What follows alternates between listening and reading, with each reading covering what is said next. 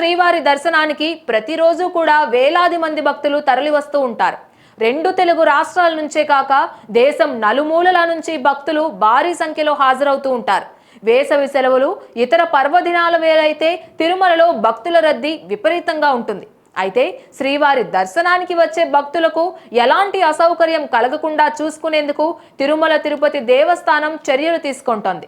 భక్తులకు మెరుగైన సౌకర్యాలు, ప్రశాంతంగా దర్శనం చేసుకొని వెళ్లేందుకు అవసరమైన చర్యలు తీసుకుంటుంది. భక్తుల కోసం నిత్యం రకరకాల కార్యక్రమాలు ప్రారంభిస్తూ ఉంటుంది. ఈ నేపథ్యంలో తాజాగా టీటీడీ ఎన్ఆర్ఐ భక్తుల కోసం మరో కీలక నిర్ణయం తీసుకుంది. అలానే తిరుమలలో మరో కొత్త సేవను ప్రవేశపెట్టేందుకు రెడీ అవుతుంది. ఎన్ఆర్ఐలు కూడా శ్రీవారి సేవలో పాల్గొనే అవకాశం కల్పిస్తామని టీటీడీ ఈవో జె శ్యామలరావు తెలిపారు. శనివారం నాడు డైల్ యువర్ ఈవో కార్యక్రమంలో మాట్లాడుతూ ఆయన ఈ వ్యాఖ్యలు చేశారు. ఎన్ఆర్ఐలు కూడా శ్రీవారి సేవ చేసేందుకు ప్రత్యేక ఏర్పాట్లు చేస్తున్నామని తెలిపారు.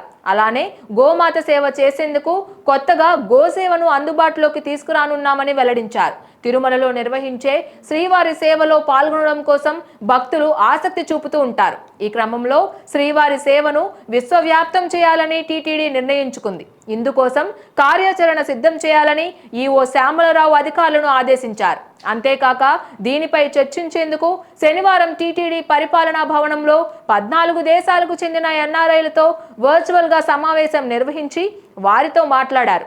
మెడిసిన్, ఐటీ, ఇంజనీరింగ్ తదితర విభాగాల్లో సేవలందించేందుకు ఎన్ఆర్ఐలు ముందుకు వస్తున్నారు.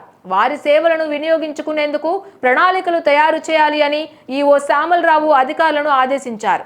అనంతరం శ్యామలరావు మాట్లాడుతూ తిరుమలను ప్రణాళికాబద్ధంగా అభివృద్ధి చేయాలని భావిస్తున్నాం. ఇందుకోసం టీటీడీ పట్టణ ప్రణాళికా విభాగం ఏర్పాటు చేశాం.